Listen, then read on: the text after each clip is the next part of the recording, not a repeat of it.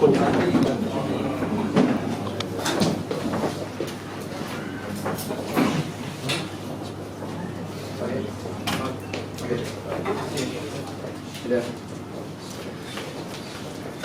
Graham, it seemed to be reasonably easy for you today. The guys didn't seem to stretch themselves too hard. How did it feel on the field? I think Rilon hit it on the head when he said that I think the score flattered us, really. You know, I don't think it was a 5-1 result.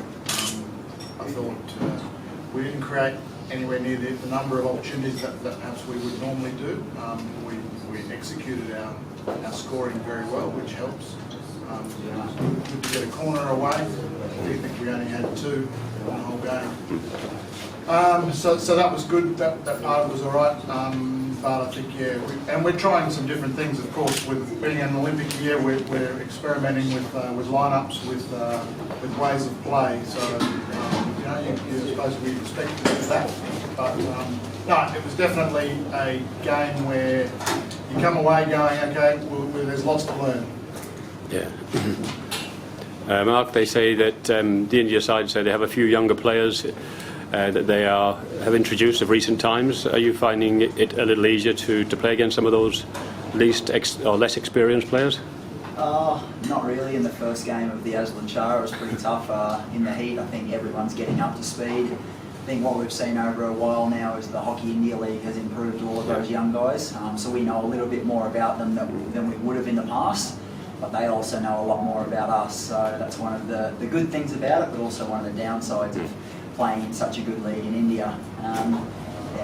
They're trying things, we're trying things. It's an important year for every player in world hockey, and we're all at a different level and all at a different stage in our career, but it's very important for us. So no, they're going all right as well.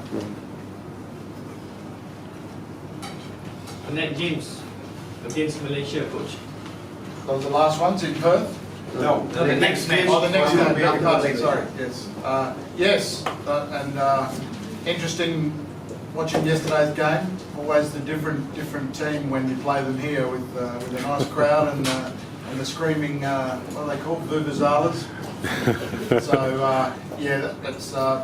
So looking forward to the game. It's a great opportunity for us to play in front of a crowd. You know, we don't always get that, and especially with the noise. The noise is really important because come to the really big games, we need to be able to operate in that environment effectively, and so that will be good. We're looking forward to that, and of course, they're a good young team. You know, they've got some young players that we don't know too much about. We saw them in Perth and saw some of the skills that they have there. So looking forward to it. How you compare this team with the third trip? Well, as I said, it's hard to know because when you look at the team here, it's like it's a completely different team with the crowd behind them, and there's a bit of belief and everything else. So it's always good to see them play here. And you have Besides this tournament, what will be another assignment for Hockey Australia before Rio? Yes, so we have this tournament, and then we play GB, Great Britain in Perth, or in Narrogin, which is just near Perth, for a 3-test series, and then we go to Champions Trophy in London in June. So I think we've got about 17-18 matches before we rock up in Rio. But this is a hugely important one for us, this whole tournament, you know, on a number of fronts. It's the reason we love coming here every year. Coach, Roland made the point that whenever Australia play in a tournament, more often than not, Australia end up winning the tournament. Is there any reason why Australia have this inbuilt ideology of winning whatever they play in, both years?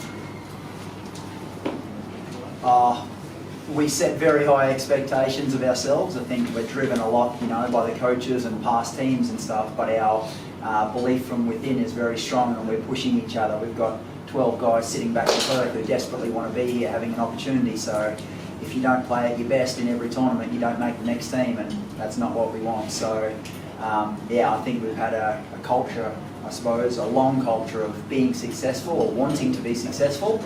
And that's what players with experience, that's what coaches with experience, and that's what young guys want to be part of. I've been around a long time and I know how hard it is to win big tournaments. So you want to go to every tournament and win. And that's why we come here. That's why we love coming here.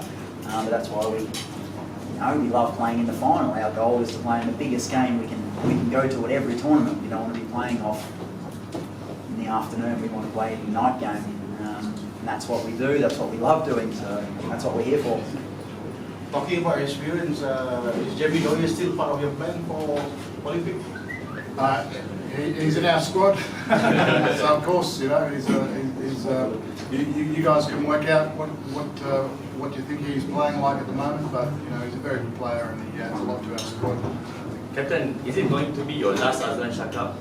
No, I don't think so. I'm not the coach, unfortunately, but I hope not. No, I love coming here. I played in 2004, my first ASEAN Shah Cup when it was in KL. I love it.